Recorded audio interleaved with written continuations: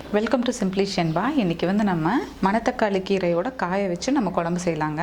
இது எங்கள் வீட்டிலேயே இருந்து எடுத்த காய். இப்போ இது நம்ம எப்படி செய்யலான்னு பார்க்கலாம்.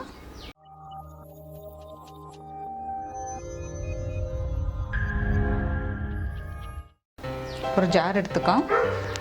இப்போ ஃபஸ்ட்டு நம்ம அரைக்கிறதுக்கு தேவையான பொருளெல்லாம் எடுத்து நம்ம ஃபஸ்ட்டு அரைச்சி எடுத்துக்கலாம். ஒரு பெரிய தக்காளி ஒன்று எடுத்திருக்கேன்.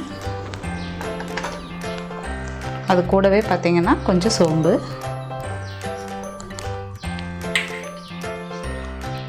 கொஞ்சம் தேங்காய். இதை நம்ம அரைச்சி எடுத்துக்கலாம்.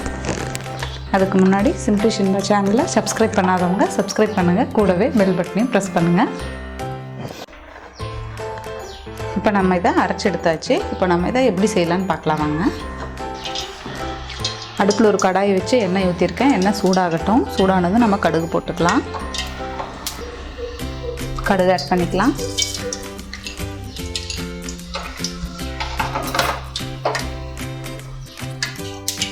இப்போ கூடவே கருவேப்பிலை ஆட் பண்ணிக்கலாம்.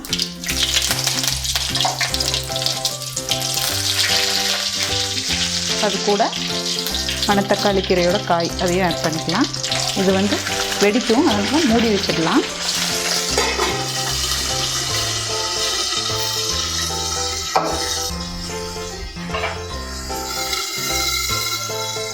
காய் போடும்போது அது கூடவே கருவேப்பிலை போட்டோம்னா அந்த எண்ணெயிலேயே பொரிக்கும் போது நல்ல மணமாக இருக்கும். அதனால தான் நான் கூடவே போட்டுட்டேன்.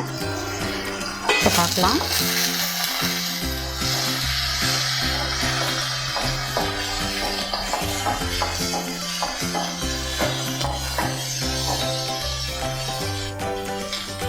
இது கூட கொஞ்சம் வெந்தயம் ஆட் பண்ணிக்கலாம்.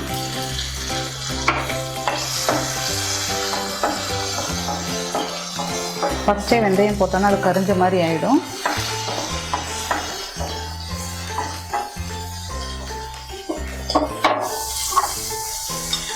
இது கூட பார்த்தீங்கன்னா பூண்டு தட்டி வச்சுருக்கேன்.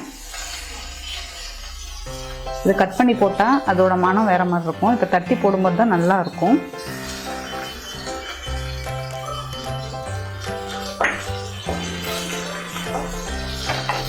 பெரிய வெங்காயம் ஒன்று கட் பண்ணி வச்சுருக்கேன். அதையும் இது கூட ஆட் பண்ணிக்கலாம்.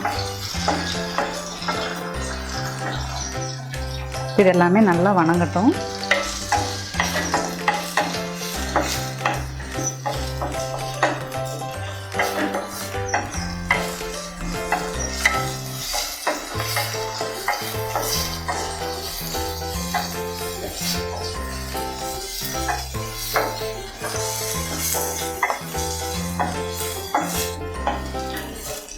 இது நல்லா வணங்கட்டுங்க. இப்போ நம்ம புளி கரைச்சல் ரெடி பண்ணிக்கலாம்.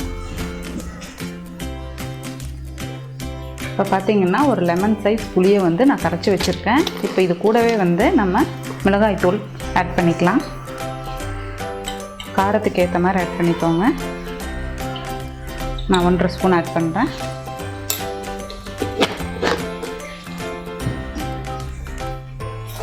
இது கூடவே மல்லித்தூளை ஆட் பண்ணிக்கலாம்.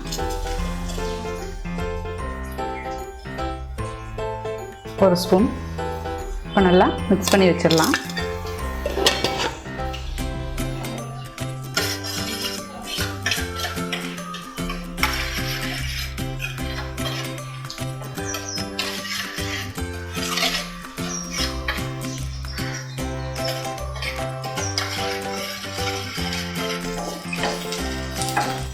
இது நல்லா வணங்கிருச்சு. இப்போ நம்ம தக்காளி, தேங்காய், சோம்பெல்லாம் அரைச்சி வச்சுருந்தோம் இல்லையா, அந்த மசாலா இதில் ஆட் பண்ணிக்கலாம்.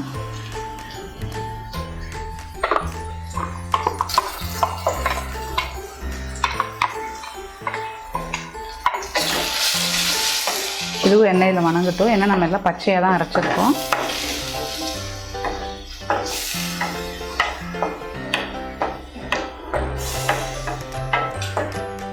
இது கூடவே நம்ம கொஞ்சம் மஞ்சத்தூள் ஆட் பண்ணிக்கலாம்.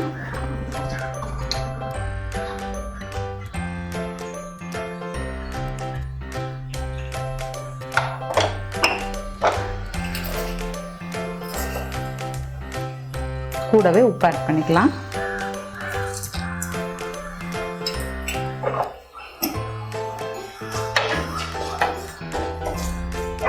இது கொஞ்ச நேரம் வணங்கட்டும்.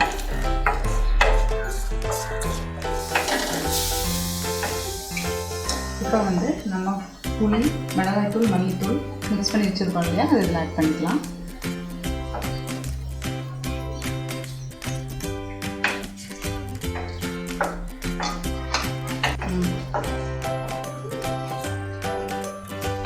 இப்போ கொஞ்சம் தண்ணி ஆட் பண்ணிக்கலாம்.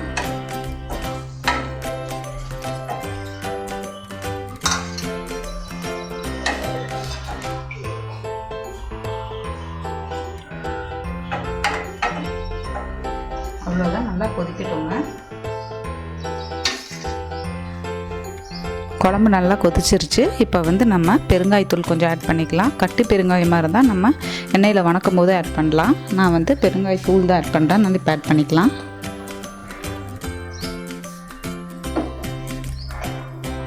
இப்போ கொஞ்சம் மல்லித்தலை ஆட் பண்ணி இறக்கிக்கலாம்.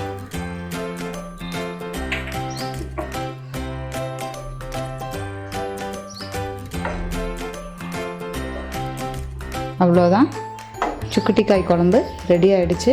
இது பார்த்திங்கன்னா வாய்ப்புண், வயிற்றுப்புண்ணுக்கெல்லாம் ரொம்ப நல்லது. நம்ம ரெகுலராக எடுத்துக்கிட்டால் நீங்களும் இதை ட்ரை பண்ணி பார்த்துட்டு கமெண்ட் பண்ணுங்கள். தேங்க்யூ.